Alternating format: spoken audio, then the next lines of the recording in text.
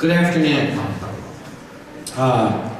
My name is Jim Grossman. I'm the Executive Director of the American Historical Association. I am not Earl Lewis. And Earl is on a train somewhere between Baltimore and Washington, and has been on that train since, I believe, at least about 9:30 or 10 o'clock this morning, maybe a little earlier than that, and I've been getting every 15 minutes to a half-hour text switching. And so one of the things I should warn you is I'm going to be rude. If I hear my little text bell go off, I'm actually going to check my phone to see if he's actually going to make it. At last guess, he thought he might get here for the Q&A. So what we're going to do, therefore, is this is going to be a little ad hoc, just a warning. The way Earl had planned this was he had a script that he was going to follow with a set of questions. I have the script. I can't say this is going to be smooth because I have the script. I have my notes, which I will try to also be able to refer to, and I have the commission report over here, so I will be trying to do three things at once at the same time as impersonating Earl. So, I will start with his script, which starts off, I am Earl Lewis, which I am not. But at some point, just so that you know if he walks in, the chair of this session is Earl Lewis, who is president of the Andrew W. Mellon Foundation. He is an AHA member and former academic historian and academic administrator, and it is his and my pleasure to welcome you to today's session. And in the age of transparency and disclosure, Earl was planning to start with a disclaimer that the Andrew W. Foundation, which he now heads, was one of the major funders of the American Academy of Arts and Sciences study that we will be discussing today. Now, we have roughly 2 hours for this session, and the first phase will feature the panelists, whom I will shortly introduce. This section, as he planned it, we'll actually see what happens, will run roughly 75 minutes. We will then open the discussion to questions from the audience. So he wishes us to start by being brief, and he will ask us again to be brief, which I will then try to do, and we'll try to retain a few minutes at the end for concluding comments and thought from the panelists after we get discussion with the audience. So we'll start by introducing today's panel in alphabetical order. Anthony Grafton is 2 to my left. Henry Putnam University Professor of History at Princeton University, a highly acclaimed scholar. I'm just reading Earl's words. This is not what I have to say about him. I just want you to know that. I know Tony better than this, yeah. A highly acclaimed scholar of the Renaissance and Reformation. Tony's interests include the cultural history of Renaissance Europe, the history of books and readers, history, scholarship, and education in the West from antiquity to the 19th century, and the history of science from antiquity to the Renaissance. And in his spare time, he does something else. And in 2011, in that spare time, he served as president of the American Historical Association. 2 more to Tony's left is Susan Griffin, Executive Director of the National Council for Social Studies, a role she has occupied since May of 2000. She has shouldered a major leadership role in advocating for the civic mission of schools, including leading the task force of 15 professional organizations working with 23 states to develop college, career, and civic life C3 framework for social studies state standards. This is not in Earl's notes, but I will tell you that herding cats is easy compared to what Susan did with that project. Imagine 23 states, 15 professional organizations, and actually getting them in the end to agree on text. I cannot imagine. I can because I was there, and believe me, it took a lot. He has me next, Executive Director of the American Historical Association, a role I have had since 2010. Prior to that, I was Vice President for Research Education at the Newberry Library in Chicago, and taught, of course, every year at the University of Chicago. I'm an American historian and have written widely on various topics from Black migration to urbanization, social practice and policy, trends in higher education, questions of race and citizenship. Again, that's Earl's description of me. Claire Bon Potter, three to my left, is professor of history at the New School for Public Engagement in New York. He has New York here.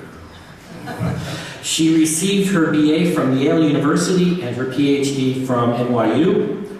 Her research is focused on the history of crime and state formation processes with an emphasis on gender, sexuality, and the political culture of the 20th century United States. Claire is the sole author of the blog Tenured Radical, which is now at the Chronicle of Higher Education, and co-editor with Renee Romano of Doing Recent History on privacy, copyright, video games, institutional review boards, activist scholarship, and history that talks back. And is currently finishing two books, one on anti-pornography politics in the age of Reagan, and the other a collection of critical essays about digital history and the academic internet. And directly to my left, Estevan Rael-Galvez is Senior Vice President for Historic Sites at the National Trust for Historic Preservation, where he oversees the portfolio of National Historic Trust sites and museums, which includes buildings, grounds, and collections, encompassing more than 4,000 acres, over 200 roofed structures, 60,000 art and historical collections, and over 1.45 million archaeological artifacts. So anytime anyone tells you that a PhD in history doesn't prepare you for anything but being a professor, actually yours is in American Studies. American culture, same thing. Previously, he served as executive director of the National Hispanic Cultural Center, and for a decade he served as state historian of New Mexico. Graduate of the University of California, Berkeley, and the University of Michigan, where he received his PhD in American cultures. He grew up working on a farm and ranch stewarded by his family for over 7 generations. Okay. So, this is what we're here to discuss. In case anybody didn't know, there is a short version. It is over here. This is the report from the American Academy of Arts and Sciences.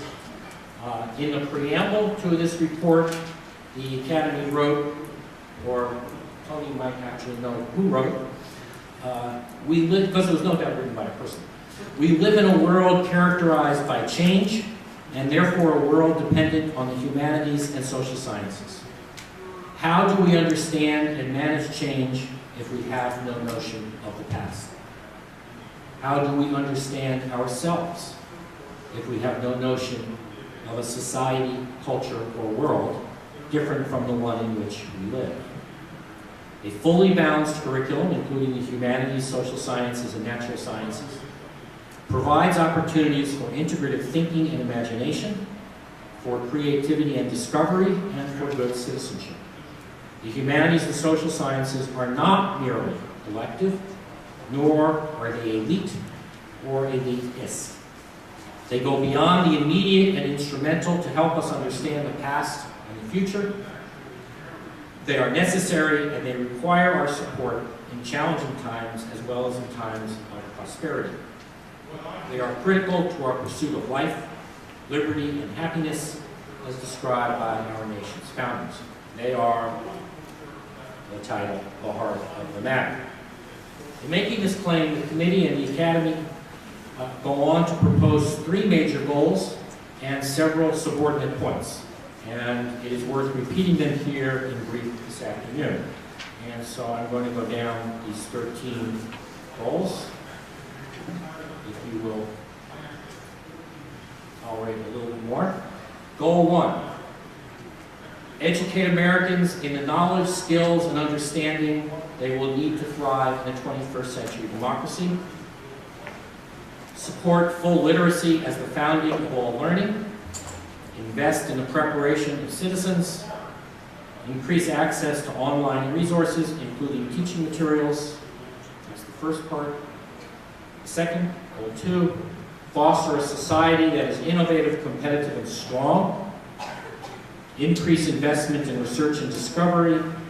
create cohesive curricula to ensure the basic competencies, strengthen support for teachers, encourage all disciplines to address, quote, grand challenges, communicate the importance of research to the public. And goal 3, equip the nation for leadership in an interconnected world, promote language learning, expand education in international affairs and in transnational studies, support study abroad and international exchange programs, develop a, quote, culture core. So these are the 13 recommendations. And Earl was not going to do this, but now since I'm not good at following directions, I am. I'm going to read from the charge, which I probably should have read from first, from the Congress to the Commission.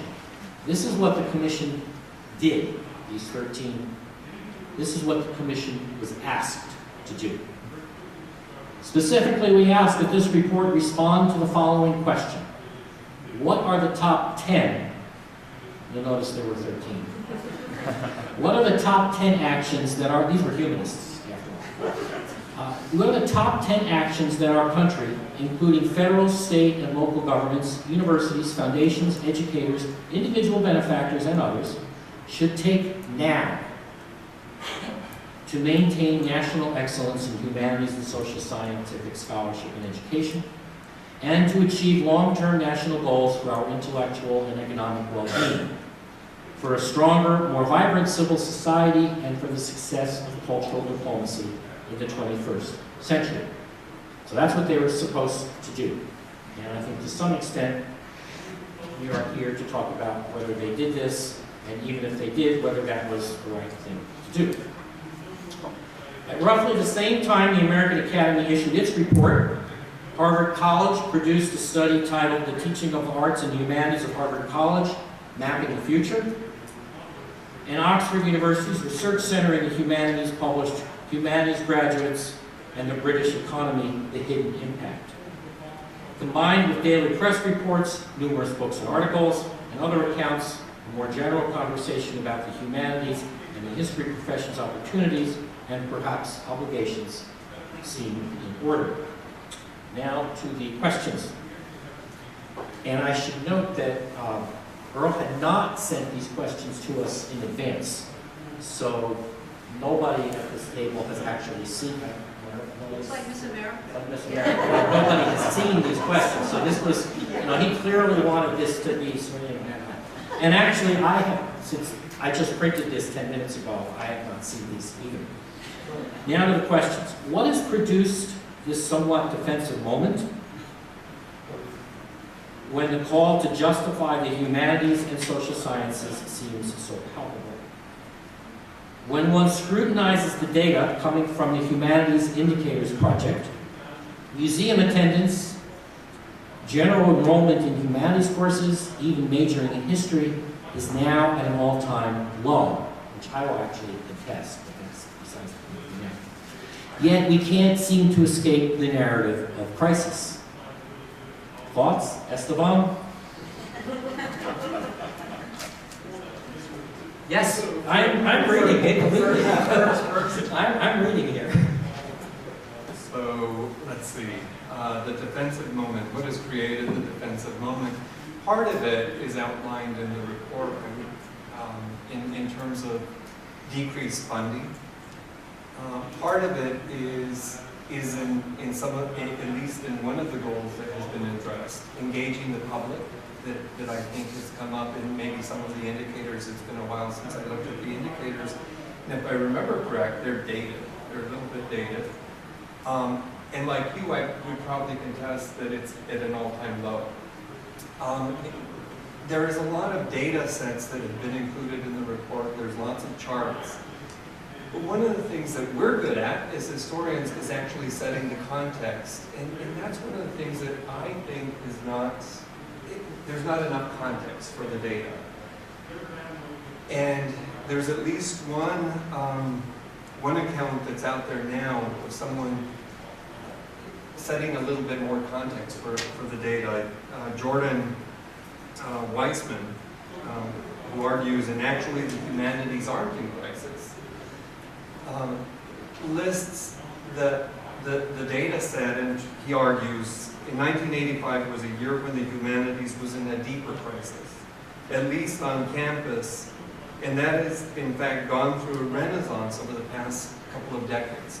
So he actually gives us a little bit more context for the data set in terms of people signing up for the humanities on college campuses, and how in 1985 it was at a lower point than it's at right now, and argues for why that was the case. He argues that in the 1960s there were, because of the baby boomers, there were probably more people in college than signing up for college, and how it's important to understand a little bit more context in terms of what happened in the 70s and 80s leading up to the 90s and in our own decade, how it's actually reached a particular renaissance point, and that it's actually not so much in crisis, but we just need to find a way to engage more with the public. Actually, and those of you who want to actually see some very good data about these numbers, especially majors and things like that, I think if you just Google Ben Schmidt humanities data, you'll get some wonderful charts and some really careful look at some of these numbers. And I was actually just at a lunch where I learned even a little more about some of these numbers on majors. So for example, at Penn State, if students take an online history course in the summer, which in fact is taught by a full-time faculty member and according to the department chair is a very good course, those students are not counted in the enrollments. So whether that is now in Michigan State, they have the same thing, and the students are counted in the enrollments. So one of the problems is that there are some inconsistencies, obviously, in the way data are collected, but it does seem that in some cases, the numbers may not be what they seem to be. There's also some strange phenomena which have also had an impact on the number of history majors, which I had not guessed. For example, on many campuses, history is one of the last departments to require a foreign language. And what has happened, and I was talking to a department chair whose department has just voted to eliminate that requirement. Why did they vote to eliminate that requirement? It had nothing to do with the intellectual issues. They realized that that requirement was driving down their majors. Large numbers of students apparently were saying, I don't want 3 years of foreign languages. And this is at a university where students actually pay by credit, not by the semester. And so aside from the disinclination to learn foreign languages, you also have students saying, this is 3, 4, 5 extra courses I don't need. If I don't major in history, I can major in international relations, I can major in anthropology, not have to take these other courses, not have to learn a language, so I'm going to do that instead. So I think some of these numbers may not suggest crisis in the humanities. Next, you have read and thought about the goals proposed by the Academy. Are they the best goals from your vantage point? Are they attainable goals? What would be required of you and your organization or institution to achieve these goals? To your knowledge, has your organization or institution spent any time considering the recommendations? He's putting us on the spot here. Susan, the report calls for attention to literacy in the 21st century and the use of online resources. What does this mean for secondary teachers if such a goal was fully implemented? It would mean that, in fact, the recognition of the influence of the Common Core state standards in English language arts recognizes how, and this is noted in the report, yes, they refer specifically to the Common Core, right, and they're very positive about it. Yeah. That it has the possibility of significant influence. And one of the reasons that the College Career and Civic Life Framework made deliberate connections to the Common Core ELA is because we believe that both have real possibility of strengthening preparation for college career and civic life. We believe that what the Common Core has set out is rigorous. And if it were implemented in a rigorous way, and that's the key, implementation, it has very good possibility not only for strengthening literacy, but also strengthening our part of the curriculum. Because there's so many reading, writing, speaking and listening are anchor standards in Common Core ELA. The idea of investigation and getting evidence for your arguments, etc. So there's a very good connection to be made and real possibilities for taking back some of that space that has been eroding since 2002 and the onset of No Child Left Behind. In terms of digital, I mean, I think that the teachers, and some of them are in this room, understand how significant access to the National Archives, to archives at University of Virginia. There are rich materials that you can just bring into your classroom. And a lot of bright and innovative teachers are doing that already. The reliance on the textbook has diminished significantly. It's diminished significantly in some classrooms. And what we need to do is have more people like Craig show their peers and really administrators how important it is that we recognize these rich possibilities and really encourage taking advantage of them. Claire, you have written about digital media and the profession.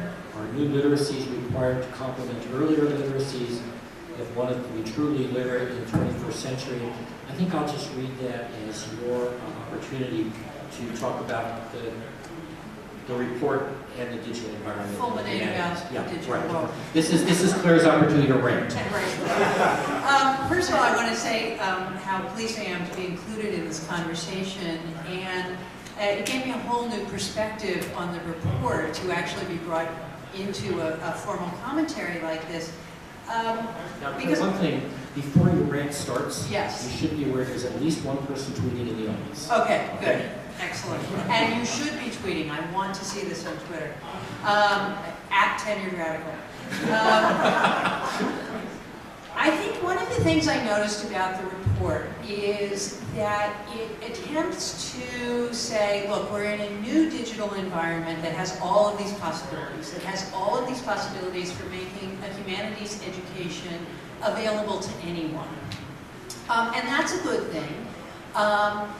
I would say there are some important things that the report misses. So that, for example, the approach is, what can the digital do for the humanities? In other words, how can this tool, this platform, help us do our work better? I would like to flip that and say, what can the humanities do for the digital? All right? Because operating in a digital world requires certain kinds of critical skills that are different from those that you need for reading books, for reading archives. For example, when you go into the National Archives as a teacher, one of the things you need to know is that all the collections there are partial. And that there are a great many things in the National Archives and in many people's archives that not only are not up on digital platforms, but will never be up on digital platforms because of some of the privacy issues, some of the questions of public funding involved, and so on. The second thing I noticed is the report talks a great deal about public-private partnerships, which I hope we're going to take up in a more sustained way. The assumption being in the report, as far as I can tell, that there will never be any more public money for education than there is now. That really private money is going to have to step up to make some of these things possible. There are two directions to take that conversation, as far as I can tell. The first is that the federal government gave away broadband to communications companies for free. It seems to me it is now time, as humanists, for us to start talking to people like Verizon, like AT&T, and said it is time to give back and make wireless communication more available to people. If you look at the census report that came out recently about the access that people have to wireless in their homes, which is very important because libraries have cut back their hours, and the vast majority of secondary school teachers now communicate with their students almost exclusively over email, all right? That only about 80% of Americans have access to wireless internet in their home. And that, of course, there are racial and economic disparities as to who have access to wireless. So getting at the whole question as to who has access to the digital is really going to be crucial to moving forward any conversation about how the humanities can use the digital as a platform. Finally, I'd like to point to what I think was an amazing article by the editor of The Guardian, Alan Musburger, I think his name is, I think November 21st, 2013, in which he's writing about The Guardian's publication of Snowden material. Buried deep in the article, he says that he did not initially understand the implications of this material, even though he read it and he looked at it and made decisions about it. He said it took him until one of the younger journalists in his 20s said, no, you don't understand the implications of this. This is what's really going on. And what Alan says is, I'm an extremely educated man. I'm an extremely sophisticated person. And what I learned at that moment is I do not fundamentally understand the digital world. Neither does Parliament, neither does Congress. In other words, people who are making policy about the digital do not really understand how it works. So it seems to me that this is something the humanities needs to bring to the digital world, is to bring the same critical tools to these methods of communication and not just look at them as tools for our own critique. And yesterday at a reception, a friend came over to me and said he had just heard a smidgen of conversation. And the smidgen he had heard is one person say to another, once we figured out this internet thing. So we won't talk about the generational issues. Okay, next. This one was directed at me, but I'm going to flip it over to Tony. It says, you and Tony have written about the humanities in dubious battle before one can begin to educate Americans in the knowledge, skills, and literacies they will need for the remainder of the century. How important is it for the narrative to change? That we tell the world about ourselves. Then it says, Tony, follow it. So, I have, I think, three things to say. The first is historical. The first people who called themselves humanists were professors in Renaissance universities and teachers in Renaissance schools. They began every single course on an ancient author by saying, we are teaching you this because this is practical knowledge. You will take this knowledge out into the world. It will make you a more effective diplomat, politician, merchant, and they were believed by people like Lorenzo de' Medici, who were not known as being soft hearts and easy giving out of the money and the making of appointments. So when we say this, we are actually in our own historical tradition. You could take this back to the sophists in Athens, who promised exactly the same things to their pupils. So there is a deep and ancient humanistic tradition which says, what we teach prepares you for practical life in the world, prepares you to understand historical precedents, prepares you to apply moral judgments, prepares you to speak in an effective, lucid, and powerful manner. These are all powerful real-life skills. To say that claiming this now is new is to reveal one's complete ignorance of the history of Western education. So if anyone wants to do that, I'll be glad to talk. We're in Washington, Tony. There is nothing one should be ashamed of here about revealing one's ignorance. Fair enough. And my ignorance is enormous, but in this one field, I'm happily got many years of archival work to draw. Secondly, it seems to me obvious that we're not training in the most elite universities we have, in our great state universities, in our liberal arts colleges. We are not training a majority of our students to be professional humanists and artists. That is a simple and obvious point. That doesn't mean that we don't want lots of them to study the arts and the humanities with us. but it does mean that on the whole, the people that we teach, the people that I teach, people who do senior theses on arcane subjects in foreign languages with me, are doing that as part of their preparation for a life, most of which will be in a hedge fund or a bank or another highly practical activity. And what I would say is that is not only a perfectly acceptable thing, it is a good thing. Traditionally, before the term scholar came to mean a professional category, it meant someone who had a certain level of training, who had been trained to a certain precision of mind, of argument, of reading, and of thinking about the world. And that, it seems to me, is a set of qualities that we want people to have in every way of life that we send them into.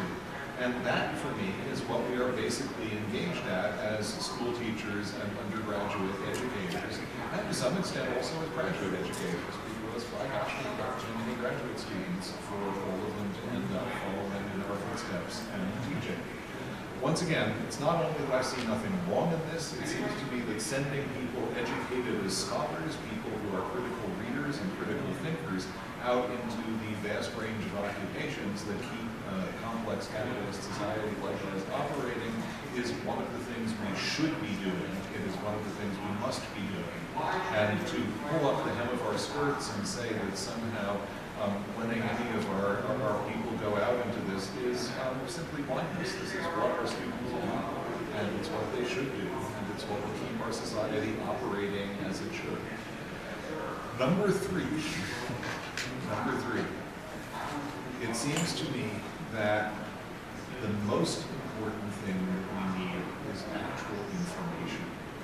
And what strikes me most about this particular discussion and about so much of what Estevan talked about as well, the sort of cloud of unknowing in which this discussion goes on, the most important thing we actually need is information. The information has to be brought up to date continually. A real problem in our discussion is that a set of data are crystallized in tables and circulate, and of course they are already, of course, retrospective data, and within a few months they're going to be out of date. The most important thing I think the American Academy of Arts and Sciences has done is not this report, though I helped to write it. I do think that it was a good thing to start a national discussion as it did, but the collection of humanities indicators and the creation of a permanent office to try to do that. We need to know what's actually happening, and we need to try to make the facts about what is happening available in public discussion. Otherwise, we allow the mephitic cloud of misunderstanding, bad data, internet rants, stupid ideas grabbed on by pundits, things that emerge from below Thomas Friedman's mustache, to be treated as if they were facts, and none of them are. We are scholars. When we approach our own work, we approach it in the most critical way that we can, approaching the larger context in which our work takes place, the foundations of the institutions in which we operate. We need to apply that same approach. And I think when we do, it then becomes obvious that the humanities need to be a preparation for and engage with the whole world of the American economy and society. And I should note that we're all very grateful to John Hammer here in the third row for all of his work on those humanities indicators and the data, because without John, a lot of that just doesn't exist. I would like to, I'm supposed to follow up since you were supposed to follow up. One of the nice things about writing stuff with Tony is the complementarity. What I'd like to do is complement your number two. And that is this gulf that you were talking about, where we have this problem accepting the notion that our students should take the knowledge that we give them and move out into the private sector, which, quite frankly, many of our colleagues are skeptical as to whether we should be doing it. I think Tony's your point is we have to be doing it. There's a flip side to that, which is this notion that the humanities, and in our case in particular history, is somehow useless. Which is the other part of that discourse that's implied in Earl's question here about the humanities and the amount of humanities. And one of the things I've been doing because of a few of our projects at BHA is talking recently with a fair number of people in the private and nonprofit sectors about what history majors and history PhDs can do in the world in which they have.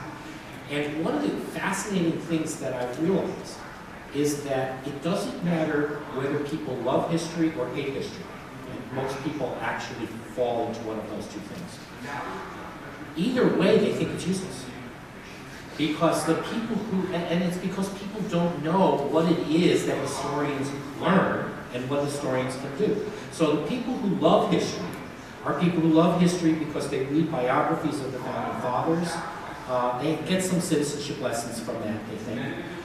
They watch the History Channel, they watch films. There's lots of wonderful historical film out there, I think, as we well know. They read a lot of military history, or things that they find personally, idiosyncratically fascinating. Some do genealogy, many of them do genealogy very seriously. These are all people who love history, but if you think about those activities I just described, none of them have anything to do with the workplace. So for people who love history, history is something that you do during your leisure time. And it's a passion that they have. And they spend lots of time doing it, talking about it, serving on boards at places like the Newberry Library where I used to work. But this is not something that's necessarily useful, especially to an entry-level job. The people who hate history are the ones who remember history as a set of names, dates, and facts. One damn thing after the other. And so for them, obviously history is useless because all you're doing is memorizing a bunch of names and dates and facts and so on. And what I realized is that none of them understand what historical thinking is. They have a notion of what history is. And partly that's our own fault, because when we've defended the humanities, we tend to have done this part of liberal education. And there's a certain discourse that we have, a certain riff that we have about liberal education, communication skills, critical thinking.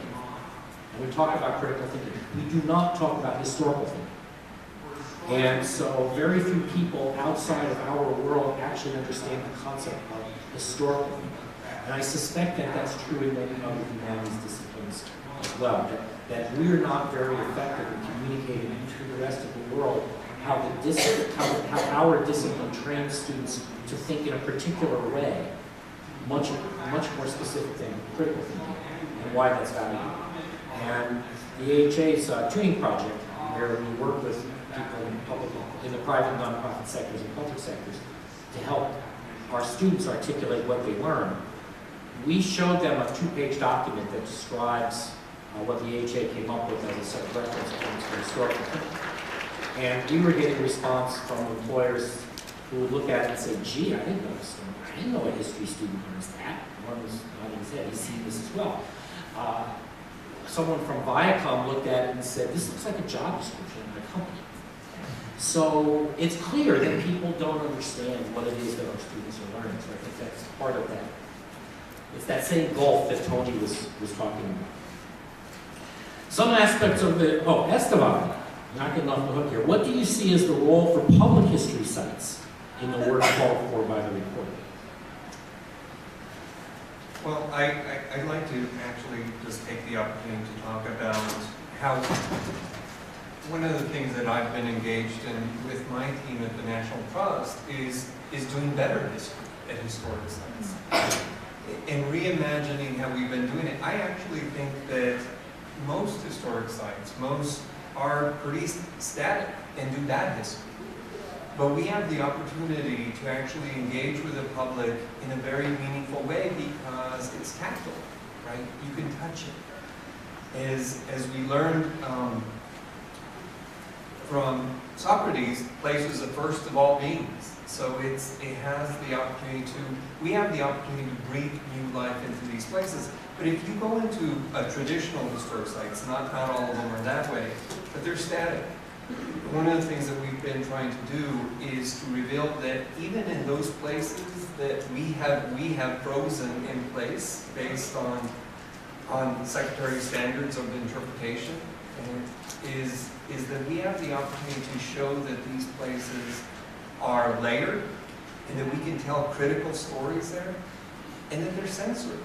Most of what we operate at the National Trust are house museums. but we've done it for over 40 years by freezing these sites in place. And so what I've been engaged in for the past 3 years is a thawing out, if you will, to actually create better experiences. People lived in these places, and if we want lived and loved and killed and all of the range of activities happened in these places, if they really if it really matters to remember these places, and it does, we believe that, then we have to actually impart that in the methodology.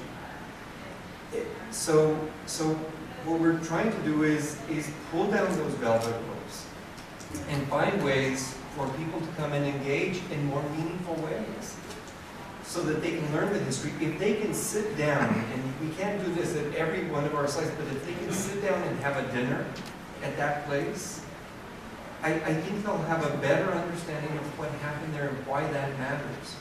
So historic sites, working particularly in partnerships with universities, with other type of organizations, because they're grounded in community, have the opportunity to engage and impart the value of the humanities in such a meaningful way.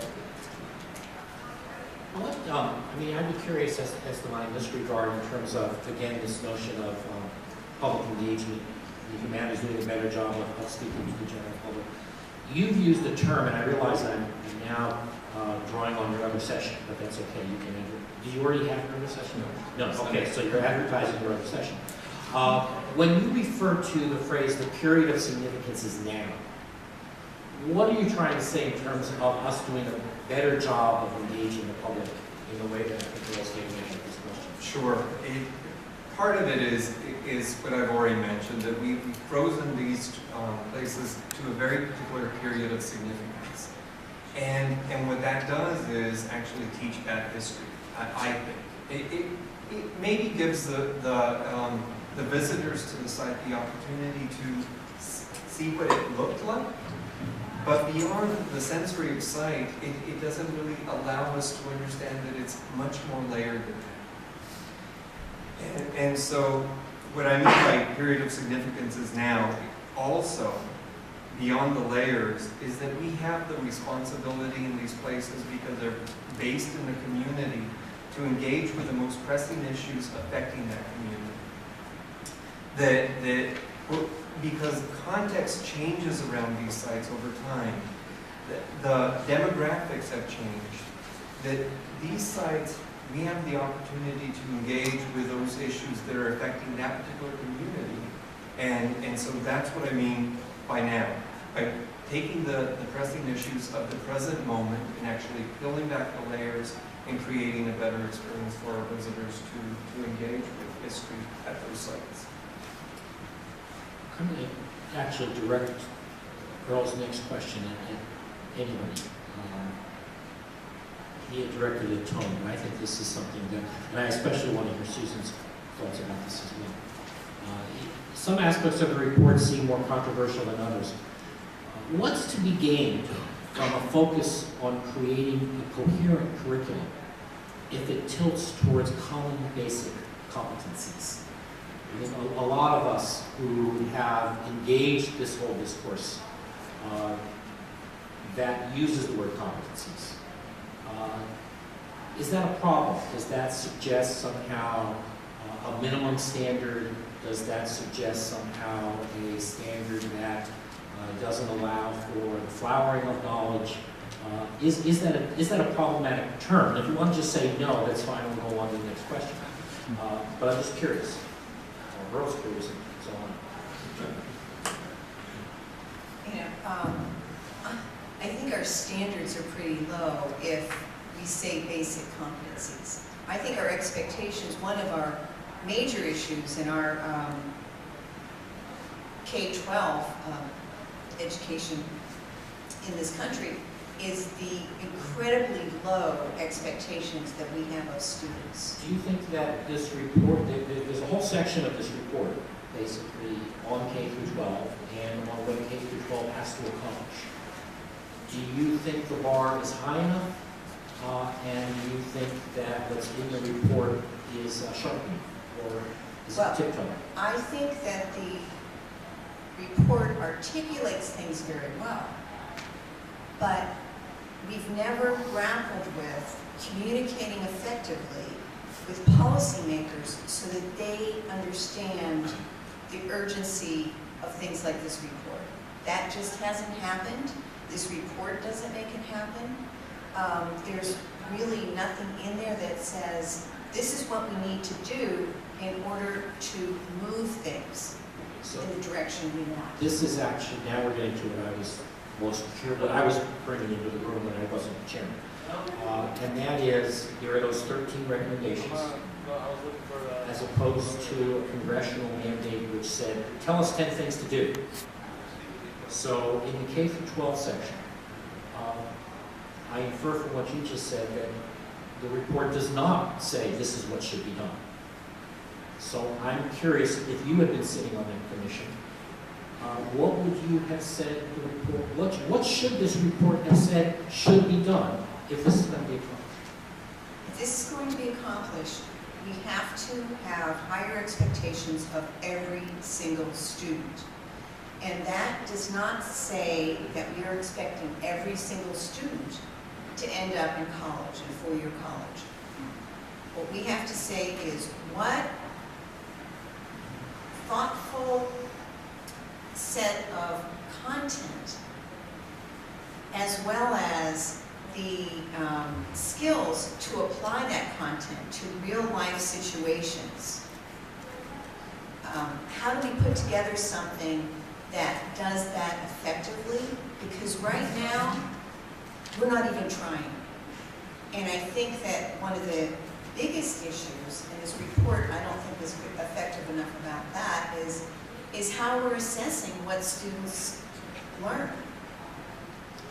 You know, it's reprehensible, frankly, that we're assessing what students learn by having them go down a multiple choice test and check things off. We have to get more rigorous about what we're asking students to show us about what they learned and why it's important. And frankly, I think if we don't do something about assessment, we can talk and talk and talk and nothing's going to happen. And it has to be thoughtful, rigorous assessment for every child. Claire? Yes, and I think I'm going to disagree with Susan just a little bit here around the use of words like expectations and assessment. In part because it's not clear what we mean by those words. And I think one of the things I would want to begin looking at rather than assessment and expectations is how to alter our teaching so that students at all levels become makers of history, okay? And what I mean by this is not just having some basic research skills, knowing what's a good website, what's a bad website, but something that I'm actually now doing with my own students in a course or a small startup project called Democratizing the Archives, which is to borrow from science and math, okay? If you're in a science or math class at any level, you're expected to show your work. You're not just expected to come up with an answer. And I think one of the paradoxes of history is, in some ways, the mark of writing captivating, wonderful history that gets audiences for us and putting historians on television is that we actually hide our work. It's not evident what has gone into this marvelous story that emerges. I think of writers like Natalie Zeman Davis and Linda Colley and the man sitting next to me. You know, you read those books and they evoke whole worlds, but they're able to do that by hiding all the machinery somewhere else. So one of the things I've been working with students to do is to create history online in which the process of the research is evident in the exhibit. And you then put it up online so that anyone, you know, who's not a student can look at it and say, oh, that's how you did the research. That's what it looks like. And the weird thing about digital history is it's very expensive and it's also free. It's very expensive to do really good websites. It's really expensive to do library technology and archival technology and so on. But it's not expensive to have students do projects online because there's all this free software out there, much of which they're already using. So having a student do a project on a Tumblr makes it possible for that student to actually show the process of putting the argument together and what goes into it, or using software like Perl Trees, or Prezi, or Tiki-Taki, or Timeline Maker. You know, all of these things are available for free. Stop for 1 second, because we're going to have our generation moment. Since I have not heard of half Any of of those those, things. I'm just curious, how many people in the audience have heard of the 4 software packages that Claire just mentioned? About half. That's about half. Okay. Continue.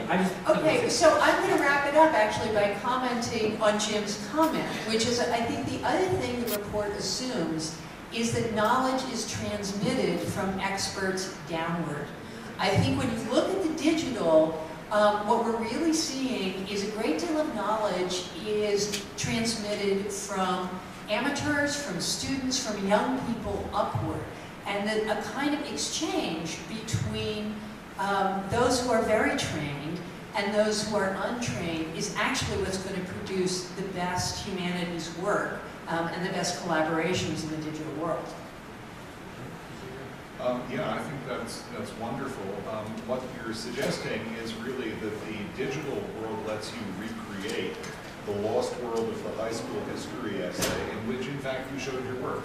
And I'm sure many of those whose hair is the color of mine will have done this in high school American history. And we were not happy about it either. We were not happy about it, and we turned in our bibliography, our file cards, our transcripts of research, and our teacher read them and graded the whole enterprise, not just the final paper. The digital lets you put this back, and it's something which has really, from my experience of teaching freshmen at the Elite University, they haven't ever done this when they come to us. And I think this is tremendously important. To go out, by the way, and look at community college history blogs, teachers who do this, is really inspiring. There are some absolutely amazing ones in which people are doing exactly this kind of creative history making with their students. And it's very, very cheap. You know, and so one of the things I think we have to think about when we're talking, I think this report is very, very vague about money, and that would really be one of my major criticisms of it. But one of the things we need to think about is not all innovative teaching and learning requires a lot of money. We got a big grant for democratizing the archives, and we had a lot of trouble spending it because everything was free, and we finally ended up spending it on our colleagues by creating some workshops so that everybody we worked with knew what Tiki-Taki was, which, you know, managed for about 5 seconds until the next big thing comes out. So, Estevan, did you want to comment on this? Well, I actually just had a question for Susan. Earlier you had mentioned the phasing out of textbooks. And given the fact that I also put together in a previous job a major digital history project and completely agree with what Claire is saying in terms of the democratizing of knowledge and how that shapes it. One of the obstacles that I faced, now this was 10 years ago, was the textbook industry, right, which is so large an industry. And I was just curious about your remark, has it shifted? I think they are starting to understand that they have to change. Because there are so many other opportunities for students and teachers and professors to get at information. They're not going to rely on textbooks the way they have before. Now, there's some interesting things going on in terms of digital textbooks. Discovery is doing a lot of things around that. I think the educational industrial complex known as Pearson is also looking into those things. So the other problem with textbooks that people have been recognizing for the last couple of decades is that here in the United States, it means that history textbooks are governed by some very conservative states, Texas, Florida, and so that is not sitting well with people anymore, and they're reluctant to put a lot of money into substandard textbooks. So I'm curious, I mean, we talked a little bit here about, I put Susan on the spot by asking what specific she would have. I mean, in general, this report is what I would describe as lofty and aspirational. I think I'm quoting somebody here, and I'm not sure. Grand challenges for broad collaborations. Summarizes much of this report in general. There's lots of should happen, need to be, must be, we must. There's not a lot of how in this report. There's not a lot of, and now I am quoting somebody obviously, there's not a lot of what is to be done. And so I'm curious, I see Claire and Johnny both nodding, which means they agree, which means that they have things that they would have put into the report about what is to be done. So I'm kind of curious, if we were to get less lofty and more specific, what would you have put into this report more specifically? I would have put a couple of things into it. The thing that bothered me most about the composition of the commission that actually wrote the report was that it was made up of a group of extraordinary people, artists, architects, writers, academics, administrators, very good-hearted people of great accomplishment, but it also excluded the vast majority of people who are actually engaged in making the humanities accessible to Americans. There was no voice from the school, the world of the school. There was no voice from the world of the community college. There was no, very little representation of state higher education. It was mostly elite private education. And there was no voice of anyone who's being educated. And there was nobody talked to a student. Nobody had any idea that if you want to know why young people are still studying humanities in the face of parental and friendly and pundit opposition, it might be sensible to talk to a few of them. So it seems to me that one problem with the report is that it lives in a world of high rhetoric and high institutions, which actually just floats over the world that needs to be investigated and treated. The other thing I would say, and this is, I think, a real difficulty, one of the problems with it is that it's parochial, because we're American and we tend to depend on American experience. And in fact, there's lots of world experience that could be enormously helpful for thinking about these problems and their solution. Let's do one really simple example. This report, like the entire body of public discussion of MOOCs for the last year, has not a single mention of the open universities in England, Israel, and elsewhere, which for 2 generations have been providing extremely high quality higher education to very diverse publics. The British Open University has 2.5 million graduates, including the recent Archbishop of York. It is regularly rated the top university in England for student satisfaction, and it is regularly rated in the top 10 for research accomplishment of its faculty, who, by the way, also create most of their own instructional materials collaboratively in addition to doing their own research. Now, this is a model of democratized humanistic education. It's not only humanistic, but that's part of the core of the enterprise. And it just astonishes me that we talk and talk and talk, and we never go, there are people who actually know how to do this. You don't have to be the Nets. Can anybody here play this game? Maybe so is the audience. That's right. We don't have to be Marvelous Marv. There are actually people who know how to throw the ball. And if we looked around the world in a creative way, and with all due respect for all the differences of context and society and institutional form, there's a huge amount that we could be learning. So as long as we pitch this as an American discussion, it's doomed to be much less fruitful than it would be if it were wider. Now, I'm going to act like an American just for a second, because I think you're right about all of those things, and I think they're very important, and I think the digital can underlie a number of them. I mean, I think there's something so tantalizing about MOOCs out there, about why people love them so much, and many people do, and the invidious uses to which, politicians and administrators want to put them. But I'm going to point to another part of the report which sort of holds out this tantalizing moment and then results in a major fail. which is the mention of what the report, and this kind of sounded like you a little bit, Tony, mentioned a culture core of That was people. Earl's last question, but it's okay. Okay, I can When take he it gets here. here, we'll tell him we already covered it. All right, that was a great question.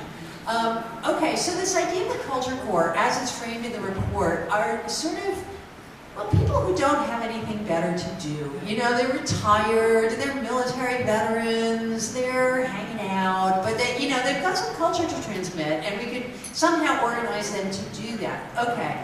So why did I love this idea? I loved it because I am Facebook friends with Jesse Lemish, and every time I open my mouth about the employment situation in history, Jesse says, "What about my WPA for historians?"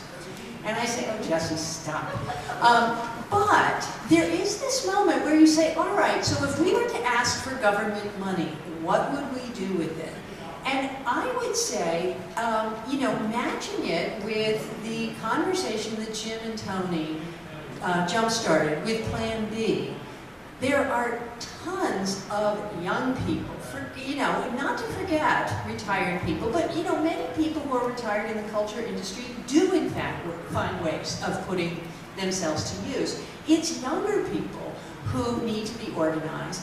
And I think one of the things we could really look at is what would it be like to create this culture core of young PhDs, sending them to all kinds of places to teach in high schools, to museums, to libraries, to run oral history projects, to do all kinds of things, and use that as a kind of national service. You know, one of the problems with having a PhD in humanities is not just getting out and not having a job right away, but having family responsibilities and having loans to pay back.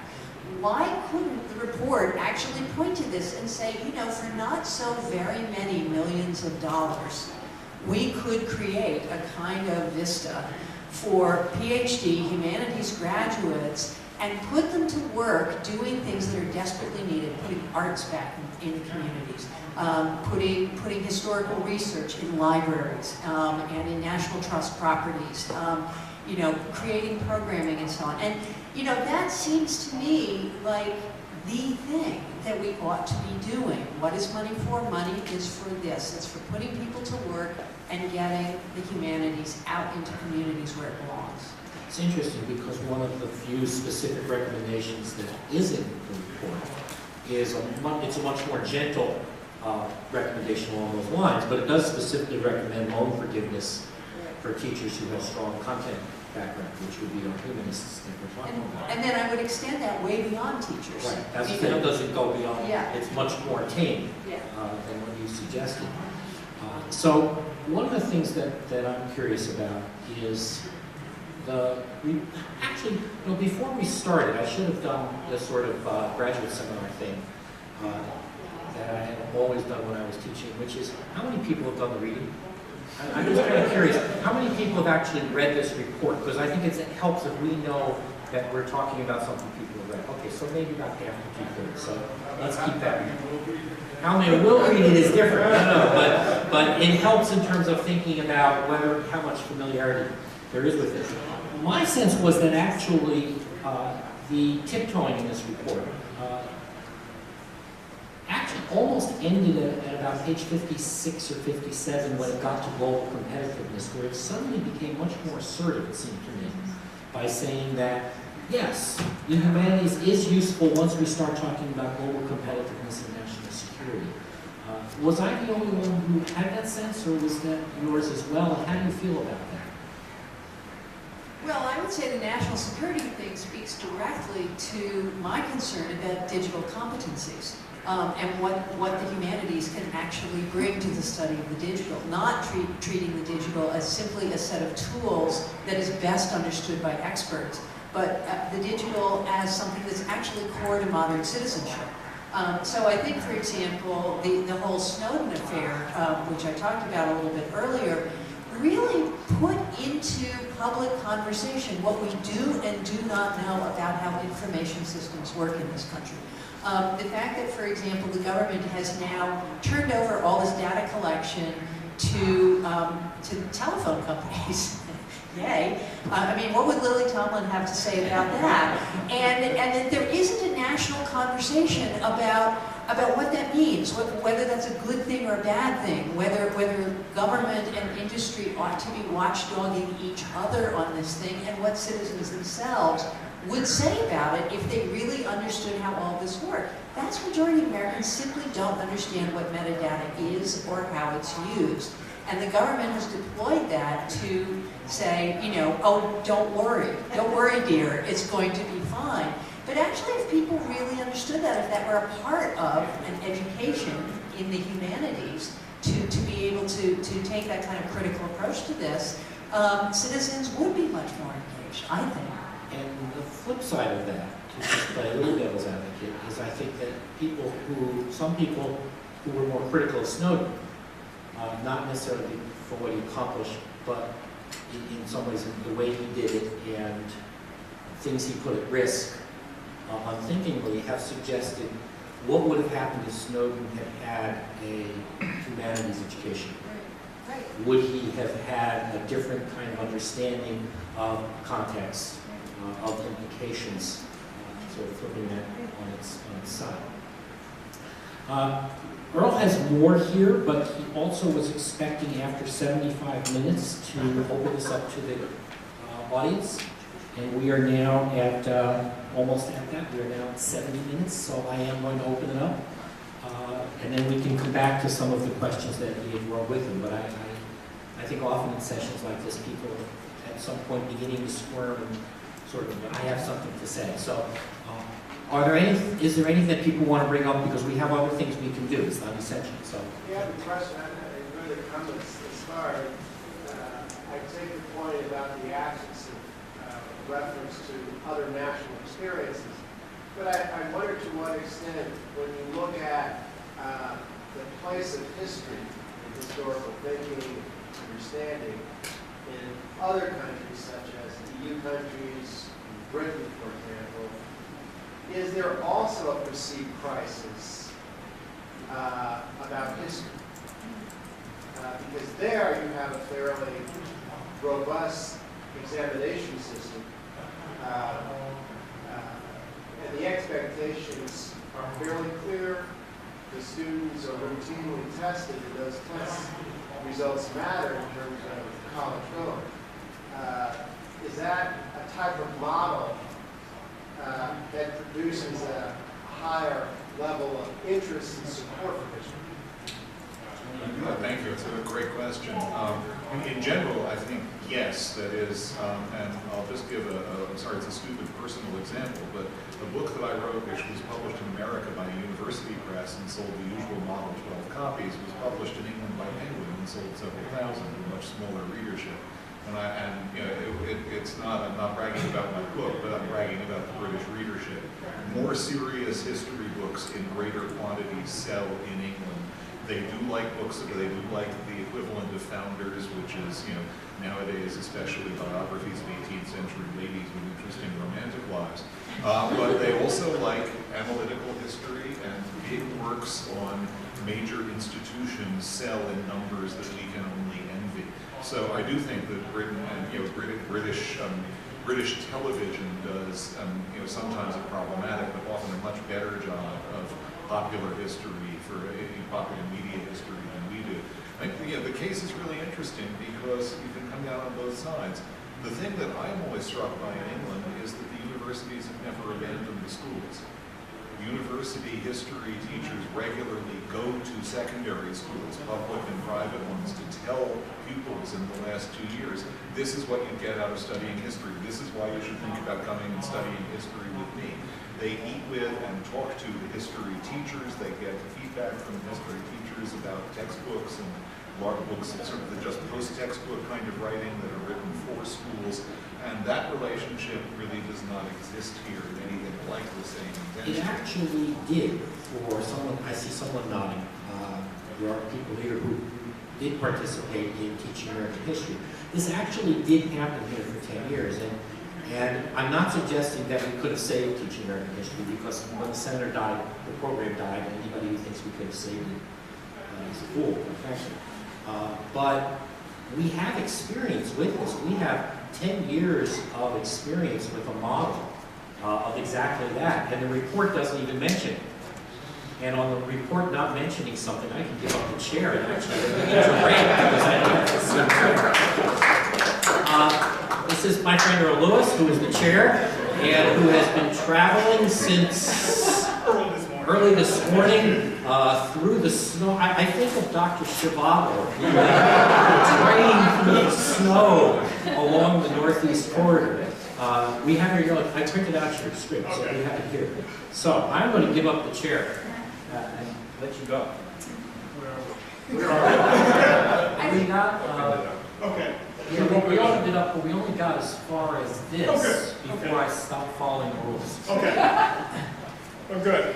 I thought I'd seen everything until I got to the building exit and the escalator was on. And so now my heart rate is way up. And I realized I'm not in here. So we opened it up to questions. And Yes, so, and Eric had the next question. okay, yeah. I'm Eric White, I'm Dean of Humanities and Arts at the City College of New York, which is the background for my question. CCNY, when I came there a year and a half ago, I discovered had been defined for, I don't know, 10 or 15 years as a STEM institution. That was not the CCNY of my imagination or my growing up in New York, but I suspect that many of us work in institutions where the STEM disciplines play what we would think of as a predominant role, and as Dean, of course, they deal with the budgetary issues that flow from that. But it does seem to me that as humanists, we need to figure out ways to engage and embrace our colleagues and our students in the sciences and in engineering. When I do detect a tone of defensiveness about the humanities, well, for good reasons we all know. Eric, you didn't raise your hand when I asked you about reading. I knew this was going to come back to me. But this was one of the things I noticed in the report, and I was going to ask everybody else as well if I had been stuck with chairing the whole thing. And that is, I was struck in the report by that defensiveness, that almost on every page, and on some pages in every paragraph, was a reference to STEM, that we were constantly measuring ourselves against it, we were constantly defending ourselves, and so what I'd be interested to hear is how indeed we promote the humanities, engage the humanities and arts to our colleagues and our students in those disciplines without in a creative rather than in a defensive way. And I'm asking this out of very self-interested reasons, clearly, because I don't have the answers about this, but I think it is or should be an important part of our discussions. Can I speak to that? Just two things jump to mind. One is a fantastic session I was working in and listening to yesterday morning on the digital history workshops that Seth Denbo was running. And he and some colleagues sort of ran through, this is what digital history looks like in the first hour. And it was very useful to me because I could sort of tick off what I knew and what I didn't know. And one of the things they lit upon, which I think really comes from the sciences, that we could think about how to emulate better, train ourselves and train our graduate students to do better, which is run large projects. Scientists run really large projects that involve many parts, big budgets, big visions, multiple labs, multiple campuses, and humanists are simply not trained to do that. And we're not we're jealous of them, and we're so jealous that we criticize them for doing it. But we could learn, and one of the ways we could learn, and I've been talking to the Dean of Media Studies at the New School, Ann Balsamo, about this, because we'd like to do a summer institute at the New School that pairs engineers with humanists. Just put them together like the dating game.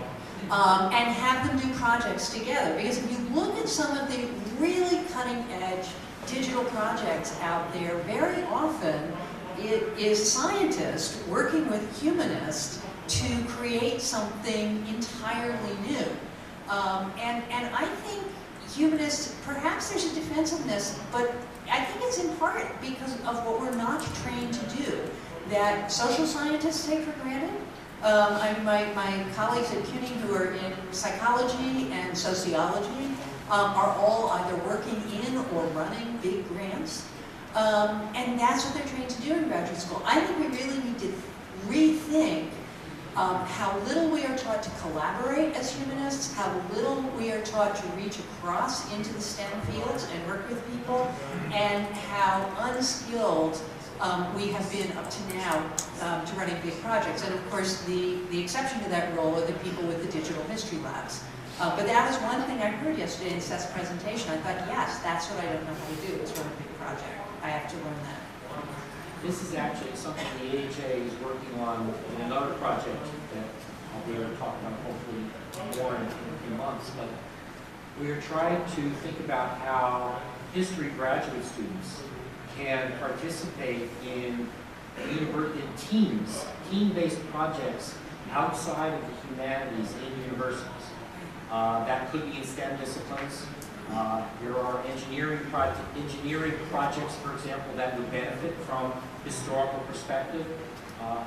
Most universities have big projects that involve, say, campuses in China, campuses in Abu Dhabi, that would benefit tremendously from a history PhD student providing historical cultural context, which would allow our students to learn.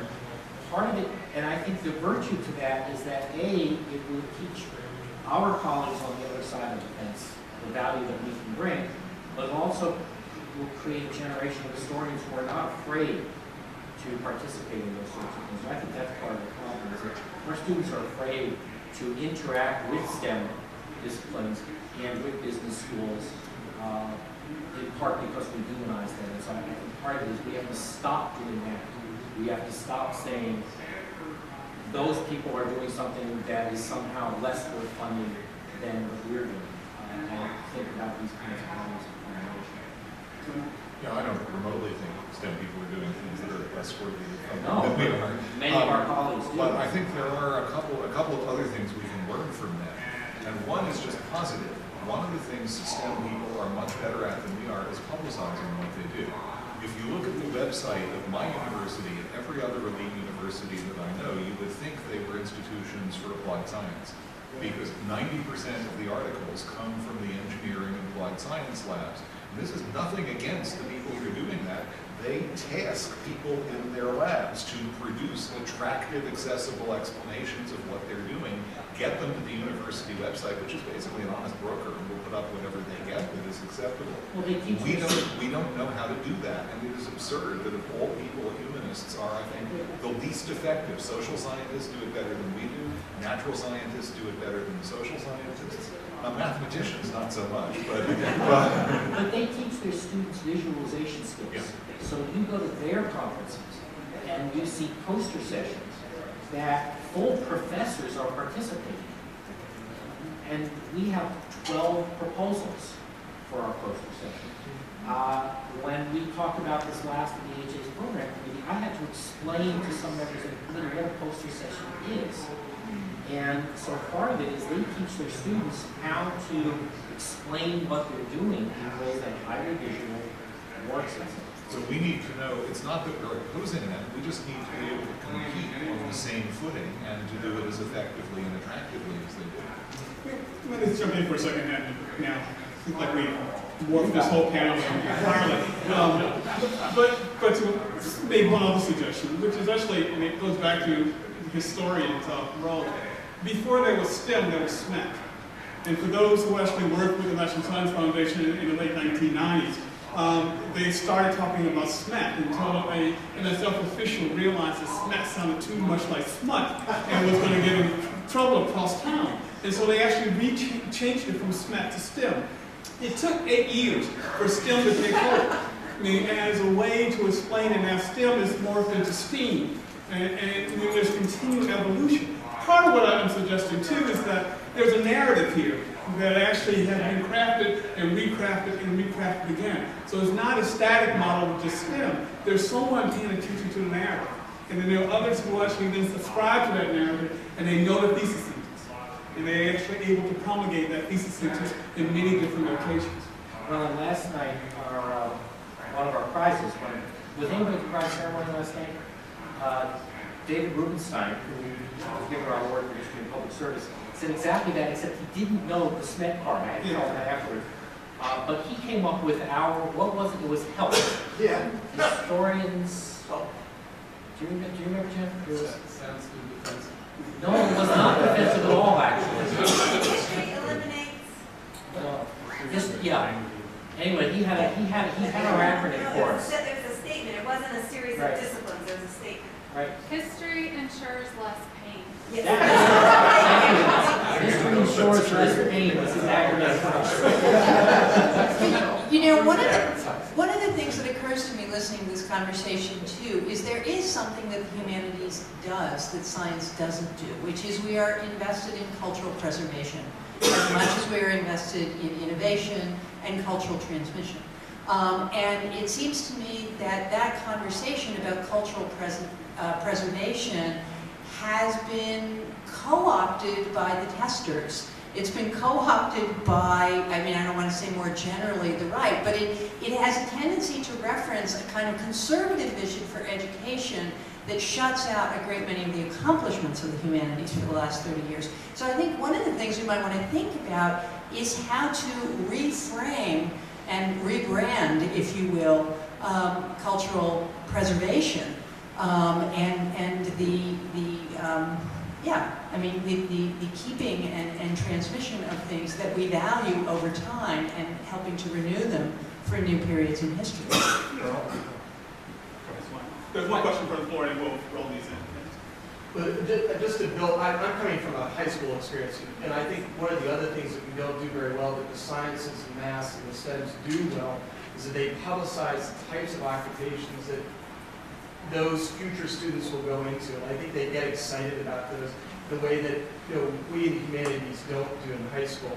But the question I wanted to ask is, earlier we were talking about the practicality of the humanities. And part of what I heard you saying, or the panel saying, is that part of the practicality lies in the historical thinking. And I sort of wonder, particularly at the high school level, if maybe our emphasis is in the wrong direction, where we end up focusing so much on content. In fact, the Academy report cites the fact that in the United States, knowledge of U.S. history is at an all-time low or whatever, which is, for decades we've been citing.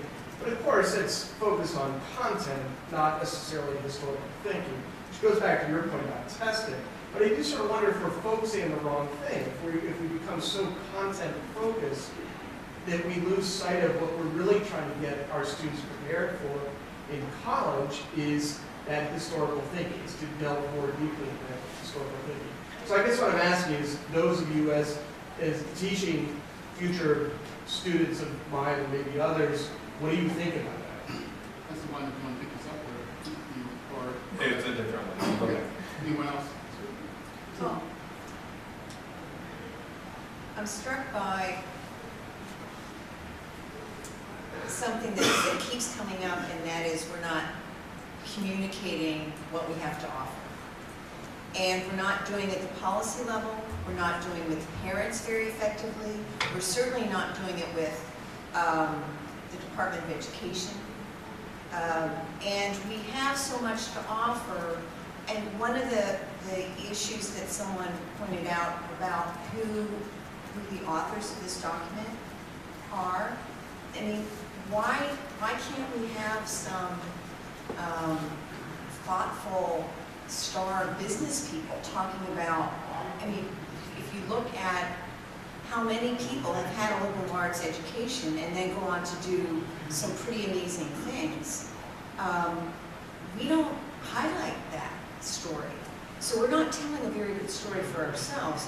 The other thing that I'd like to say about K-12, we have an opportunity to weave our disciplines in with the other disciplines that we're not taking advantage of effectively. And to our detriment, and I think to the detriment of students in those other disciplines. So that weaving of the humanities and science and showing how those things can be applied, we need to teach our students, our teachers, how to do that more effectively. I also have to just say about this report, where's geography? I mean, events and people are in a place, and the history of movement and interaction with place is something that's really important, and it's completely not here. So,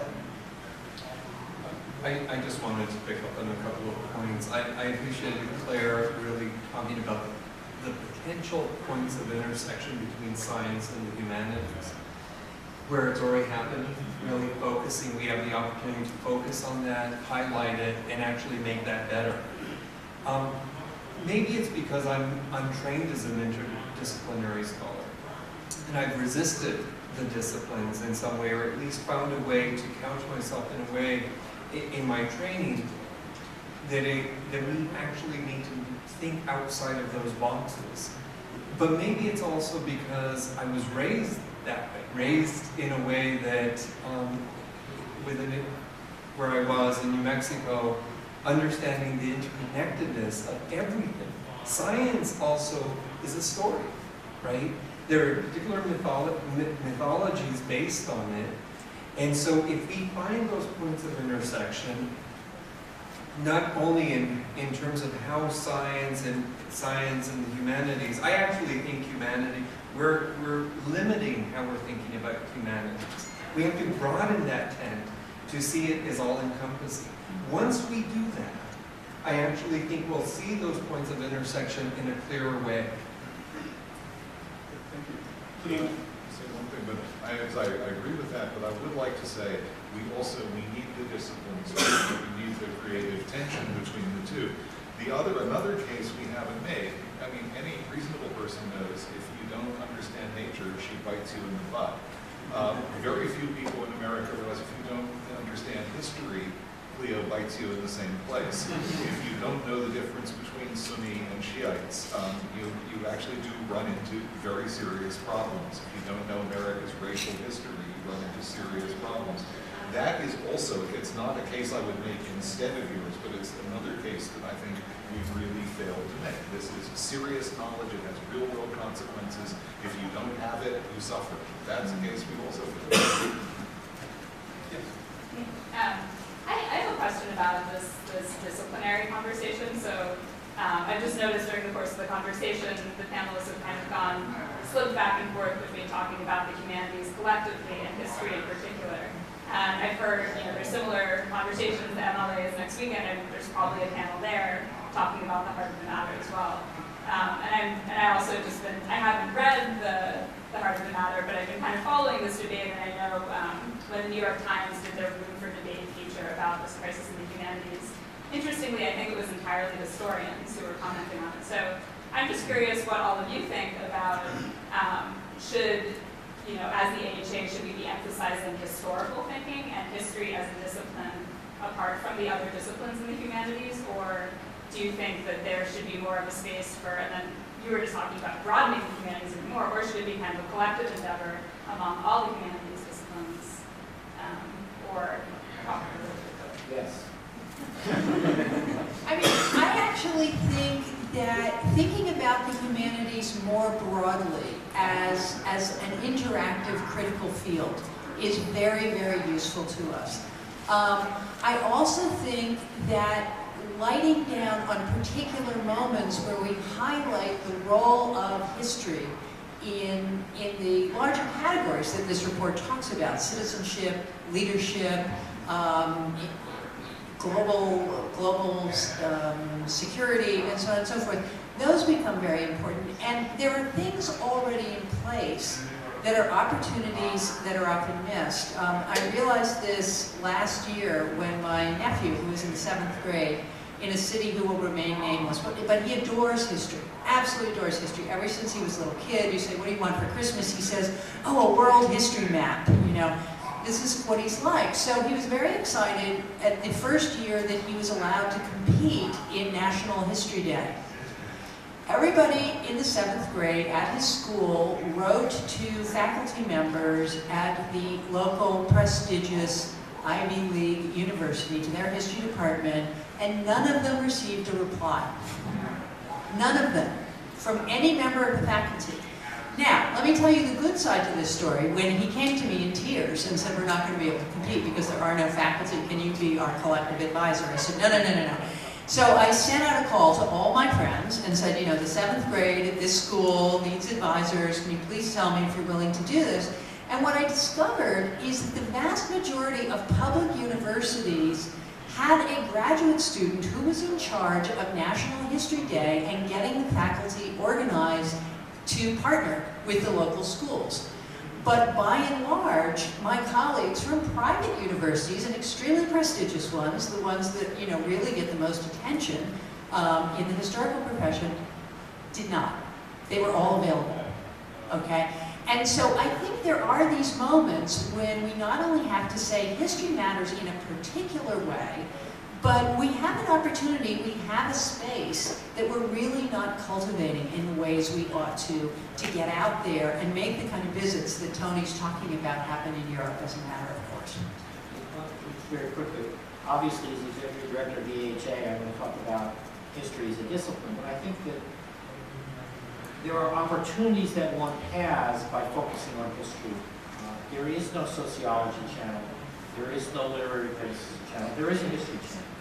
When you look at the list of bestseller books, history stands out. We do know that there is a large public interest in history. Claire's 7th grade relative here didn't talk about loving the humanities. That's a much harder concept to get to. So, of course, yes, we have to work across disciplines, be thinking about what we as humanists should be doing with our colleagues in other disciplines. But I think that we have a particular opportunity as historians to engage the public on a terrain that they're familiar with and that they have affection for and passion for. There's a question all the way back. So just a sort of a brief comment about something we discussed at the very beginning about the sort of nominal enrollment crisis in history, which I think we were pretty agreed doesn't exist to the degree that it's thrown out there. But I do think, and I'd be interested in reaction to this, I think there is one serious enrollment problem that we have in our discipline in particular, and that is that as American higher education becomes increasingly female, 61, 62% of the undergraduate population is female, and increasingly more diverse, history remains stubbornly male and not diverse, male and white. And Rob Townsend's data over the last decade show that there's just been no movement in this whatsoever. And so what is it that we need to do to address that? And my companion to that is the piece in the report calling for us to, as humanists, to help American citizens become more innovative. And how is it that the humanities can contribute to that conversation? And I think that somewhere in there is a possible answer to this problem of us being kind of stuck in this male white enrollment box. And it's going to become increasingly problematic as our undergraduate populations become less and less white over the next 2 decades. If we're stuck there, then we really are going to have a problem. So I'm interested in whether, first of all, what's your reaction to that? And second, do you think that there's any connection between that and teaching our students to become more innovative? I'd be curious, since we have lots of historians in the audience. My understanding is that the gender data on that actually vary tremendously by institution. And so I would throw that back out of the audience to see. The Harvard report you cited actually showed a decline in women majoring in humanities. Yeah, Right. but yeah, national data, but also lots of institutional data show that that's the case. But they're declining from being, well, first of all, humanities and history are not the same. Right. Yeah, I'd be very specific about history. History is more male, humanities in general has tended to be more female, except for philosophy, which is more male than history. So I think the data may be a little more complex than that. But what some people have also argued is that there's another reason why those data are skewing that way, especially in terms of gender, which is the increasing opportunities that women have in fields that they did not have 30 years ago. So that there are women majoring in things that they were told not to major in 2 generations ago. So I think those data are more complex. I would like to point to something else that actually can be done well, is being done well, and is not perhaps being thought about in a big enough way. Just thinking about Earl's employer, the Mellon Foundation Over the years, the Mellon Foundation, and now I think it's called the Mellon Mays Fellowship, has done an outstanding job of sending young people of color onto PhDs. And they do it in a very specific, very concrete way around summer enrichment programs, intensive mentoring, support for research, paying off college loans when people go on to the PhD and so on. I think there are particular factors, and as our economy is shifting, and it is shifting in ways that I still think we don't know the consequences of, I think we actually need to look at who is not going to graduate school and ask why, and who is going to graduate school and ask why. I worked with the Mellon Foundation, or the money that the Mellon Foundation sent us, for about 18 years, and probably worked with 12 or 13 young people of color who went on to graduate school, who are now on the tenure track somewhere. That is a kind of success story in moving people through to successful careers that I think could be expanded to work outside the academy. Obviously, we'd have to look for funding, but I think we could look at that kind of model and say, okay, what kind of money do we need from who to address the kinds of questions you're talking about in our profession?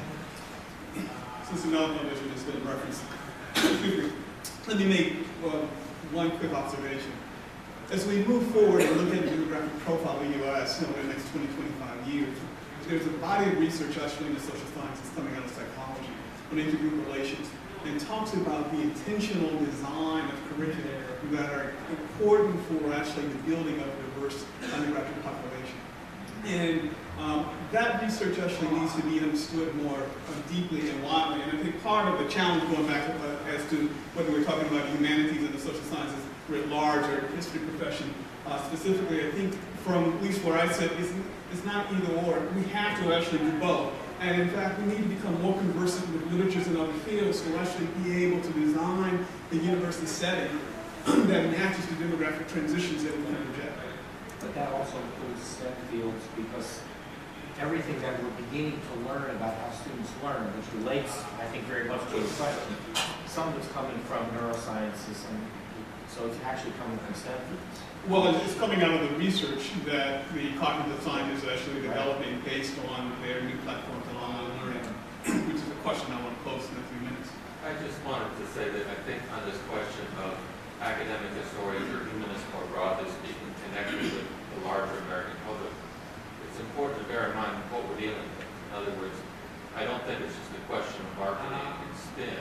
We don't want to say, oh, we're just as practical as engineering. We're not. We're not in the same way. We don't want to portray ourselves as something we're not. We have to look at what American public, and I agree, we should look internationally, but this isn't Germany. This isn't England. What Americans value collectively, celebrity, practicality, and how money overlaps both of those. Now, we can't offer that. But I think Jim's point is, why are most of the best-selling history books written by non-academic historians, written by journalists and other people? It's not, you know, I think this is our niche. This is where we meet the American public where it is, not where we want it to be.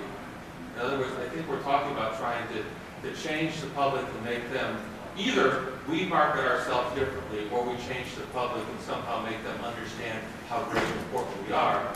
I think that our inside track is really people, a lot of people love history. And if we can find a way to use that instead of trying to convince them that we're just as important as the latest laser, I think that's our way in. Can I just throw something in here? Because I think what you're saying is very important. And here's what you don't learn in graduate school. You don't learn how to be interviewed on the radio. You don't learn how to go on television and say something sensible in a few sentences that can be easily understood. You don't learn how to make your own webpage. In other words, historians are taught really, and I don't think this is a terrible thing to teach people because it's sort of at the heart of what we do. We're taught how to stay home and do really good work by ourselves. And talk to each other. Right. There is nothing in graduate education that actually conveys the skills that allow the vast majority of historians to take their work to much broader audiences or to high school students. I mean, the idea that just because you've got a PhD that you're going to be a great high school teacher, It's not true. And you know, there's a great deal of training that's involved in all of these things that we're talking about. But I would say, I mean, you know, obviously I don't think the major case we should ever make is a practical one, because we'll always lose that argument. I do think, however, it's wrong to resign that case completely. One thing I would say is I think it's also possible to underestimate the American public. What strikes me repeatedly when I have to do with things like the Chicago Humanities Festival or Live from the New York Public Library at 42nd Street is that, in fact, if you put, say, someone who's written a really cool book on an executioner, for example, up in public, you'll actually get a very live, interested group of people who want to hear from that person. I think that we also we have a rhetoric with which we convince ourselves that nobody wants to hear about anything with the founding fathers. And that is self-defeating. What we need to do is find better ways of putting the best of what we do out as effectively as possible. And I agree with Claire. You know, there's a real paradox that humanists do less to prepare themselves to appear in public and be effective than the representatives of other disciplines who don't see language as the core of what they're doing. There's something really bizarre about that. Students who do National History Day can tell you what their process is, what they learned in researching a particular thing, their eloquence about talking about it. So they are actually learning some of the skills, Claire, that you're talking about. And if we could have a National History Day for economics, and there are a number of programs in civics that demonstrate how to apply what you learn in the classroom to getting things done in your community. So we do have some models that I think we could take advantage of to make this more articulate to people. Because National History Day parents really understand what their students have learned. If I could just add, I think what Claire says, there's a real hunger among graduate students to learn those things. I think they want us, I don't know if we can teach them those things, but they want to learn it. We don't have to teach them to us. Every graduate student in history is at a research university. And we have colleagues around us in that research university. There is virtually nothing that you cannot learn in most institutions where our students are earning MAs and PhDs. So whether we can teach them or not really doesn't matter. We just have to be open to them going elsewhere in the university to learn those things. And as a former graduate, I would say the last part is actually critical. Yes. Which is actually opening up a culture that allows other things to be taught and encourage a different kind of exposure. In too many of my graduate programs, even to this day, at least in my travels around the country, even over the last year, and asking questions about what's taught and what's emphasized and what's not emphasized. And I realized that, you think, going back to Jim's earlier comment a second ago, so with all of the work in cognitive science now, we have moving away from how professors teach to how students learn. But I haven't found a graduate program in the country yet that has actually begun to think about the pedagogical design to actually introduce how students learn. And so if you actually want to capture the students and make sure that that next generation actually is there and lining up, at what point do we begin to have conversations about those new changes that actually need to be introduced? Well, just to respond to this conversation that is happening right now, one of the interesting things I learned by changing institutions, because I was at a liberal arts college that had, the standard departments that you have in a liberal arts college, a very excellent one. I moved to an urban university that has a design school, a school of media studies, a music school, an acting school, a variety of places, in other words, where people are being trained for jobs in corporate America. And so, and there's a tremendous amount of collaboration between humanists and these other people. And it's not just that you can send your students somewhere else. You can actually, form a group with that person and collaborate and produce a new course. I mean, one of the things I have learned since moving to the new school is everybody in media studies uses a WordPress blog for their syllabi. They don't use paper syllabi anymore. It was a revelation to me. It is the kind of revelation in pedagogy that you're talking about, Earl. And I go to history, I do a little bit of consulting with history departments now and then, and I'll go to excellent, outstanding history departments full of scholars I've admired for years, and I say, so how about a WordPress blog for your syllabus? And they're like, huh? You know, and it's not because they're dumb or they don't have access to it, it's because of the structure of universities and how self-contained so many history departments are. Yes. I'd like to follow up on this kind of identity issue, because in a lot of places, historians are defined as social scientists, and that creates some real interesting problems. I'm a director of Gen Ed. So Gen Ed has a pocket that's called social sciences, and has a pocket that's called humanities. When I go to assess those, can the historians be humanists and social scientists at the same time, or do they have to look more like crit people or more like sociologists? So I'm beginning to think that we need to, as historians, start thinking about our identity as somewhat separate from those blocks, because we're foundational to those disciplines. But I don't hear that coming out of us. The historians are doing something for all of you people that is necessary. And it comes to that assessment question is really important, because if we're being assessed as if we were social scientists or as if we were humanists, but we were defined as one of the other institutions, we do have an issue that we have to really worry about.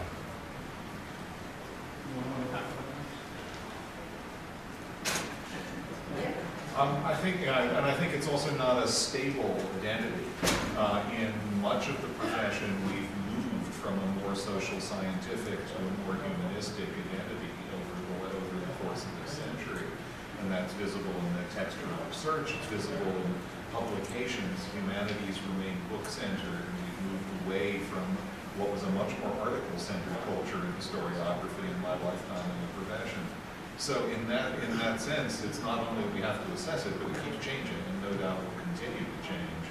And as it changes, we have not changed institutionally. The institutions with which I'm most familiar, the reason is not as lofty as you suggest.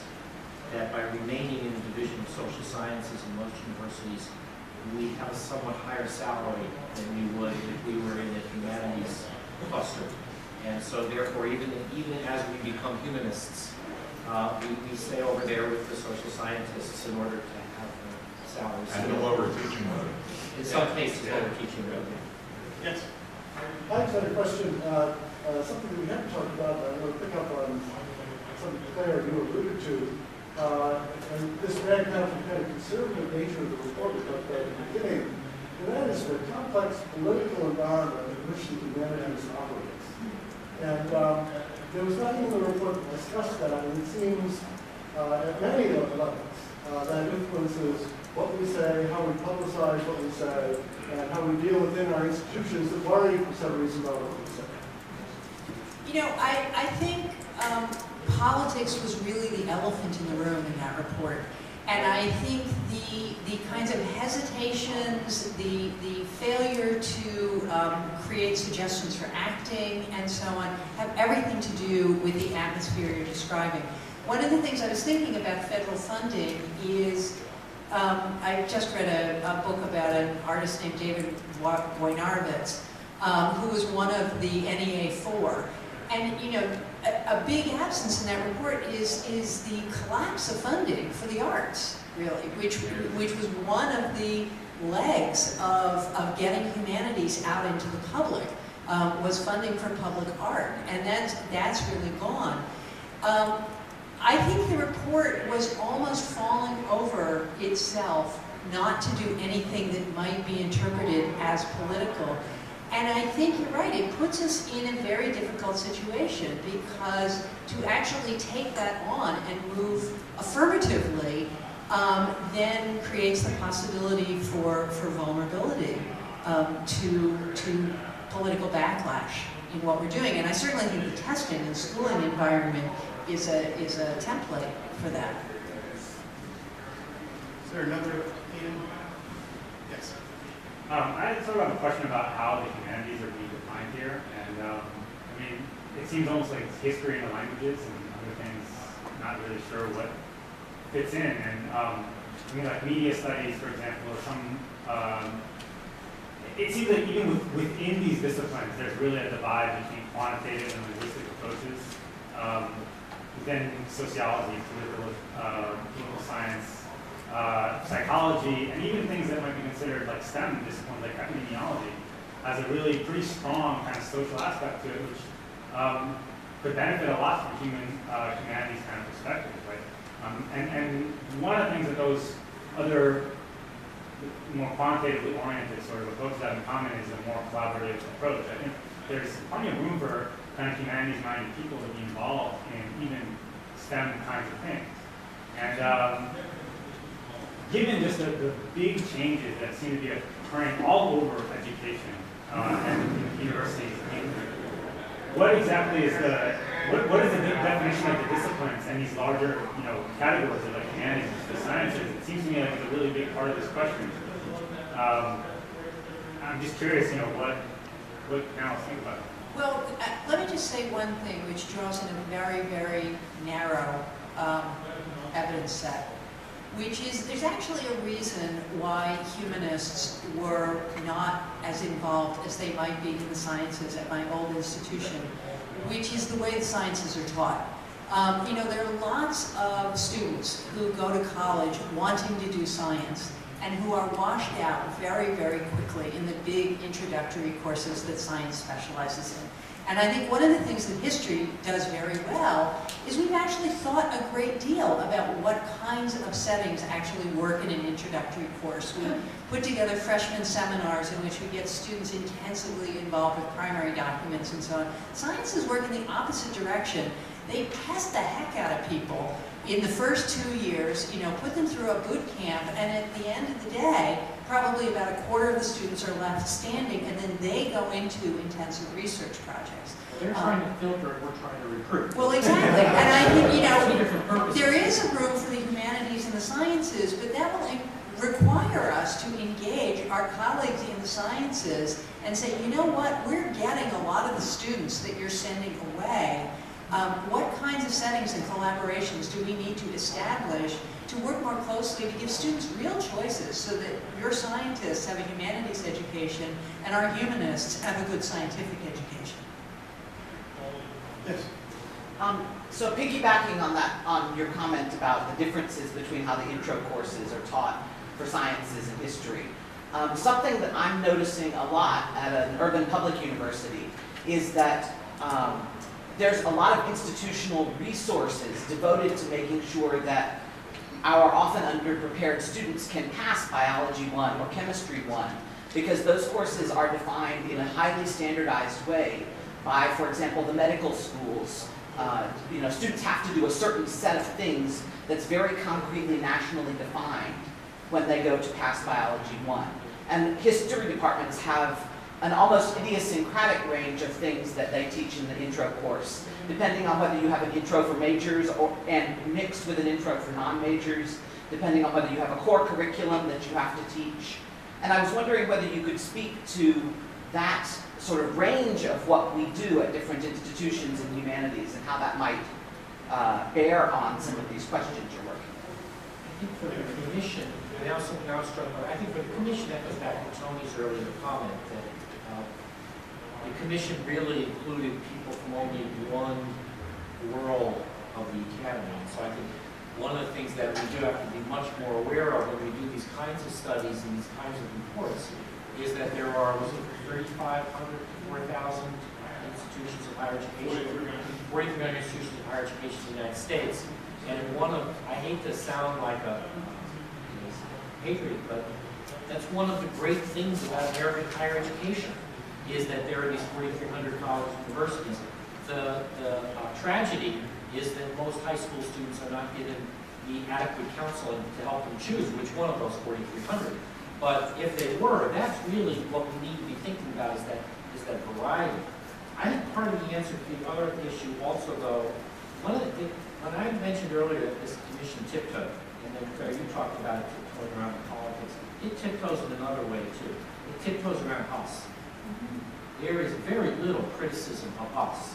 So for example, one of the problems that we have is that the math phobia of many humanists is being transferred to our students. And so we, in fact, in some ways, have trouble with those colleagues because we are saying to our students, you don't really need to learn quantitative skills. You can be a humanist. In fact, we don't even respect people who have quantitative skills because they're bean counters. And so part of it is we have marginalized ourselves to a considerable extent, and I don't think this report is really willing to confront any of that process. If I can sort of tag onto that and sort of suggest another difference between scientists and humanists that I think is significant, and I get this from, I've been going to some of these NEH workshops, which are very much worth going to for a variety of reasons, not just for getting grants, but for thinking about how people frame problems, okay? And one of the things I've learned from the NEH seminars is they keep saying over and over again, go to our website, not just to see what grants have succeeded, but to see what grants and projects have failed. Scientists are interested in failure in a way that humanists are not. Humanists dismiss failure, we move past failure, we attribute failure to character flaws. There are a variety of things we do with failure. What we tend not to do is be interested in it and analyze it. And I think scientists are very, very good at that. So Shane, one of the things you're talking about is what scientists do to address the failure of our students. I think similarly to what Jim is talking about, often as history teachers, we are less interested than we should be about why our students are failing and taking advantage of that opportunity to learn how to teach better, to organize our courses differently. All you have to do is look at Facebook.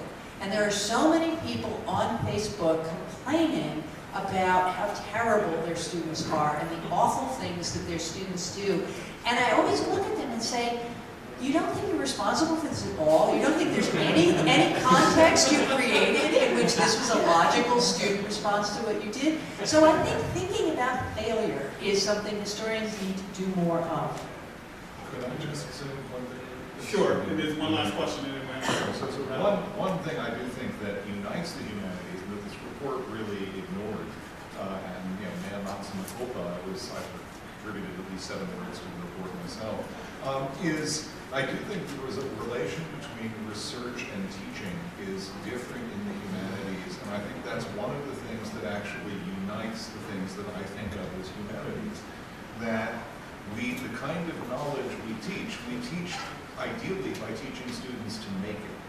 Not by giving them something passive that they're listening to, but by teaching them in first and very controlled conditions to take the kinds of materials we do and do the kinds of things we do with them. That was how I was taught history from the very beginning as an undergraduate. It was how I was taught classics, which is my other discipline. And it's something that I think does cut across the humanities. Any scientist will tell you that's not how you teach the sciences. You simply can't start that way except under very controlled elite conditions with people who have extraordinary background coming in. So at Caltech you can teach science that way, practically nowhere else. So I think that is absolutely crucial. And I think for me, the worst problem in the report is its failure to address this. It's the other thing it tiptoes around is why research matters. It says research is important. And there's nothing about here, we're not going to get into this anymore. But we need to make clear that we teach in a way in which research, the kind of discovery we do, and teaching, the kind of learning, the discovery that students do, are bound up together in a very direct, integral, powerful way. That's something we have that other disciplines don't. It's not their fault. They teach other kinds of thinking and learning. And that, it seems to me, is a huge and powerful point that the report, again, tiptoed around out of fear of not getting a consensus, out of fear of not getting enough buy-in. But you can't just say humanistic research is important and expect anybody to care. You have to explain, as we would say to any student who came that in the draft, why? Why should I care? And so that, for me, was a huge problem in the report, and I think there are real answers to it. Final question. It's less a question than a comment, because I think partly in response to you, Jim. I think that when we talk to our colleagues in science and engineering, at least in my experience, I've tended to find a lot of support for what we do in the humanities. Our colleagues understand, by and large, the importance. Now, it takes explaining, to be sure. And in every committee, it takes explaining that, yes, in history, the book is the criterion for tenure when scientists say you mean they spent 5 years, 6 years revising the dissertation, and you have to explain it over and over again. But you know, they do get it, and in terms of inter-university politics, very often I find a lot of support from my colleagues. So I think, you know, I also think we shouldn't be too defensive in regard to our colleagues there. We should actually be looking for allies among them. I would defer to Earl's experience here, but my sense is that in many universities, it's actually the other way around. And I commented earlier about math theory, and I think that humanists actually sometimes are the ones who are doing the distancing as opposed to sciences. Earl, you guys are very sensitive. Yeah, the challenge is there's so many microcultures on any given campus that you can find exceptions to every rule and examples of every rule. With that, let me draw this to a close by saying thank you first to the panelists and then to the audience. And for those of us who fund projects like this, you always hope that report, no matter how incomplete or imperfect, will have some legs. That folks actually will pick it up and wrestle with the ideas. The challenge before us is a grand one. Tony's last comment and Claire's, in some ways, inside of the institutions that are part of that 4,300 ecosystem that Jim referenced a few minutes ago, is also the idea of authority and responsibility.